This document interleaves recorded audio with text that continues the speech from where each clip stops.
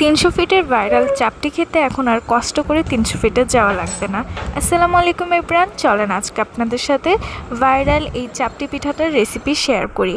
ঘরে থাকা সব অল্প উপকরণ দিয়ে খুবই সহজে একদমই তাড়াতাড়ি করে এই চাপটি পিঠাটা বানিয়ে ফেলতে পারবেন। খুবই মজা লাগবে, আপনারা স্ন্যাক্স হিসাবেও কিন্তু খেতে পারেন। চলেন শুরু করি। চাপটির জন্য এখানে লাগবে প্রথমে চাউলের গুঁড়া, ময়দা, তারপর একে একে সব গুঁড়ো মশলা দিব। হলুদের গুঁড়া, মরিচের গুঁড়া না, এখানে মরিচের গুঁড়া দিনে আমি চিলি ফ্লেক্স দিয়েছি, তারপর জিরা গুঁড়া, লবণ আর সাথে একটু গরম মশলা দিয়েছি। তো ব্যাস, এগুলোকে এখন পানি দিয়ে খুব ভালো করে মিশিয়ে নিব। আমি তার আগে মশলাটাকে একটু মিশিয়ে নিচ্ছি, মানে এগুলোকে দিয়ে আমরা এখন একটা ব্যাটার তৈরি করব। এখানে পরিমাণ মতো আমার যতটুকু পানি লাগবে আমাদের ততটুকু পানি আমরা দিয়ে নিব। ফার্স্টে এখানে আমরা 1 কাপের মতো পানিটা দিয়েছিলাম, তারপর আমাদের মনে হলো যে আরও 1 কাপ দেওয়া লাগবে, সেজন্য আমরা আরও 1 কাপ দিয়ে দেবো। মানে আপনারা ব্যাটারটাকে বেশি ঘনও করবেন না, পাতলাও করবেন না।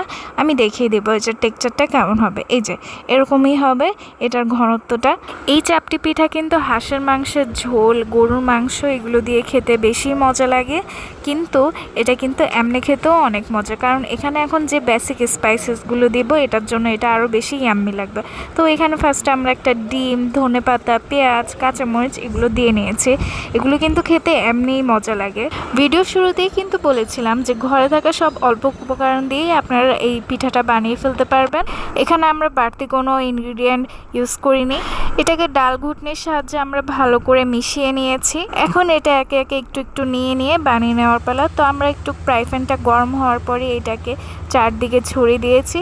ঠিক এভাবে করে আমরা ছড়িয়ে নেব চারদিকে। তারপর এটাকে আমরা চুলায় রেখে দিব কম আঁচে বলতে আমরা মিডিয়াম আঁচে রেখেছি। এখন ঢাকনা দিয়ে এটাকে হতে দিব আমরা কতক্ষণ।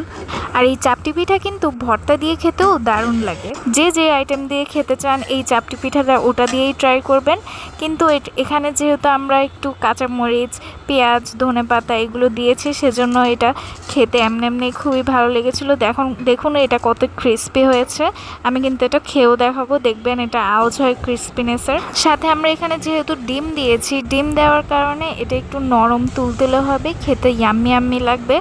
আমি কিন্তু স্ন্যাক্সের একটা সিরিজ বের করেছি, মানে রেসিপি 1, রেসিপি 2, রেসিপি 3 স্ন্যাক্সের, মানে ঘরে থাকা সব উপকরণ দিয়ে কীভাবে আপনারা নাস্তাটা প্রিপেয়ার করবেন এগুলো কিন্তু ইউটিউবের শর্টস আকারে আছে, আপনারা চাইলে কিন্তু দেখে আসতে পারবেন।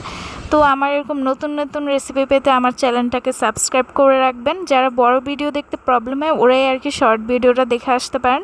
সো সবাই সে পর্যন্ত সুস্থ থাকবেন, ভালো থাকবেন। আল্লাহ হাফেজ। আমার জন্য অনেক দোয়া করবেন। আসসালামু আলাইকুম।